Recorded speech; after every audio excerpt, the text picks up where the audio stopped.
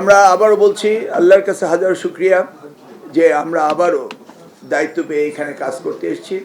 প্রথমে আমি স্মরণ করছি আমাদের দেশ মাতা বেগম খালেদা জিয়া, যার অনুপস্থিতিতে পুনরায় আমি দায়িত্ব পেয়েছি। এর আগে আপনারা জানেন আমি স্টেট মিনিস্টারের কাজ করার সুযোগ হয়েছিল আমাদের সাবেক প্রধানমন্ত্রী বেগম খালেদা জিয়ার সাথে। আজকে আমরা কাজ করব, আমরা দুইজনে অঙ্গীকারবদ্ধ। আমরা জনাব তারেক রহমান আমাদের প্রধানমন্ত্রীর সাথে কাজ করব। আমি জানি যে উনি শিক্ষাকে অত্যন্ত ভালোবাসেন, যেভাবে ভালোবেসেছিলেন আমাদের সাবেক প্রধানমন্ত্রী বেগম খালেদা জিয়া। আজকে সংক্ষিপ্তভাবে আপনারা যেগুলো জানতে চেয়েছেন সব প্রশ্নের উত্তর আমরা দিচ্ছি না। আমরা প্রত্যেকটি বিষয় অ্যাড্রেস করব।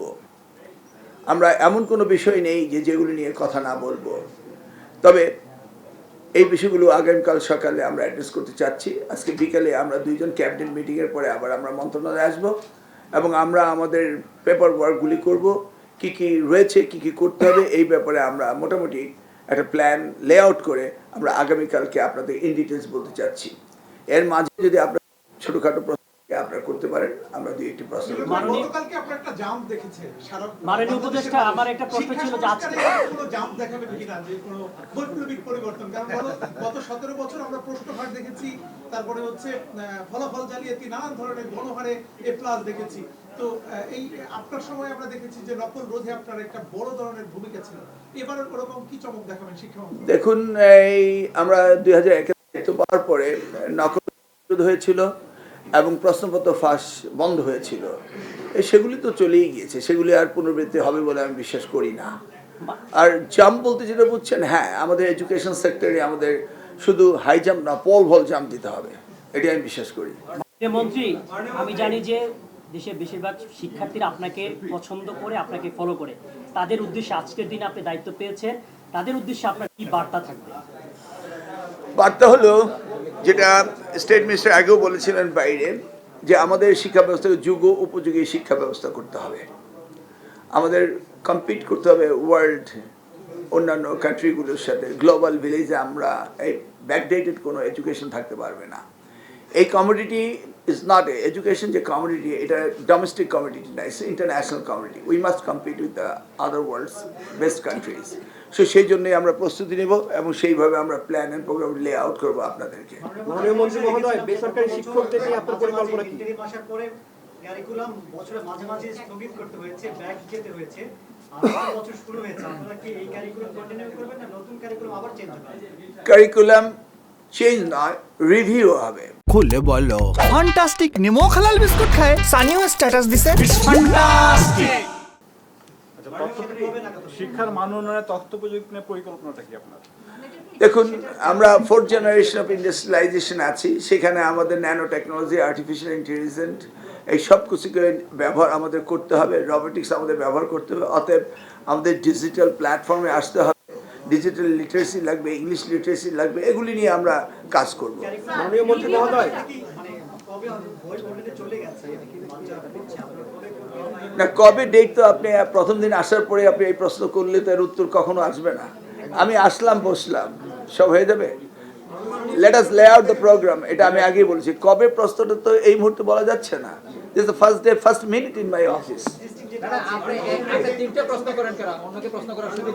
জি, গত 1.5 বছরে শিক্ষা মন্ত্রণালয়ে একটা বিশেষ দলের দলীয় গঠন করা হয়েছে, যেটা বিশ্ববিদ্যালয়ের ভাইস চ্যান্সেলর থেকে শুরু করে বিভিন্ন দপ্তর অধিদপ্তরে করা হয়েছে। এক্ষেত্রে আপনার কোনো পদক্ষেপ থাকবে কিনা? দেখুন, we don't want to drive our car looking the rear view mirror, putting our gear in the reverse. We don't want to go back, we'll go ahead.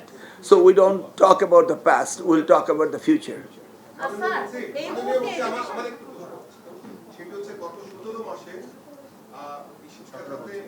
এর আগেও শিক্ষাখাতে মানে যে অনিয়ম ছিল, দুর্নীতি ছিল, সেটি গত 17 মাসে বন্ধ হয়নি এবং শিক্ষা মন্ত্রণালয়ের কোনো জবাবদিহিতা ছিল না। বিশেষ করে আমরা মাধ্যমিক উচ্চ শিক্ষা অধিদপ্তরে এনসিপি নিয়ে প্রচুর রিপোর্ট হয়েছে, বাট শিক্ষা মন্ত্রণালয়ের দুটি সিন্ডিকেট আছে। এগুলো আপনি খোঁজখবর নিয়ে আপনি ব্যবস্থা নেবেন কিনা এবং সেগুলো আপনারা? আমি এবং আমাদের প্রতিমন্ত্রী ববি হাজরা সাহেব, আমরা দুজনেই আপনাদের কাঠ গড়ায় দাঁড়াবো কিছুদিন পরে, তখন উত্তর দেবো। একটা কোশ্চেন ছিল, এই মুহূর্তে এডুকেশন সেক্টরে আপনারা কোন বিষয়টাকে আপনাদের সবচেয়ে বড় চ্যালেঞ্জ হিসেবে দেখছেন? প্রায়োরিটি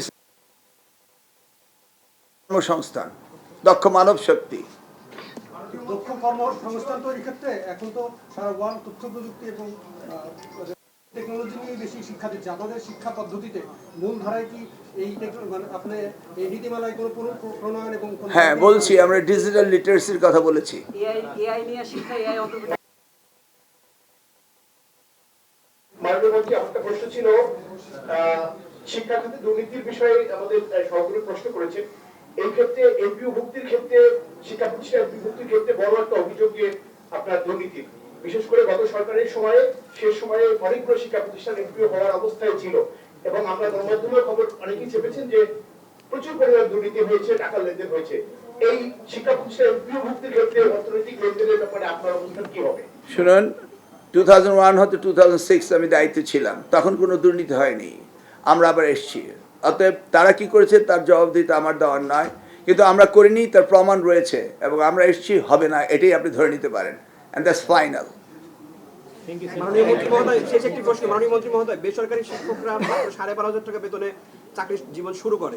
এই যে 95% শিক্ষা প্রতিষ্ঠান হচ্ছে বেসরকারি, তো তাদের আসলে বেতন ভাতা বা তাদের সুযোগ সুবিধা বৃদ্ধি করার ক্ষেত্রে আপনি কোনো পদক্ষেপ নেবেন কিনা, বা কি পদক্ষেপ নেবেন একটু বলবেন? সেটা আপনিও জানেন, আমিও জানি। Let's wait and see what we could do, you know that, আমরা জানি এটা। Thank you.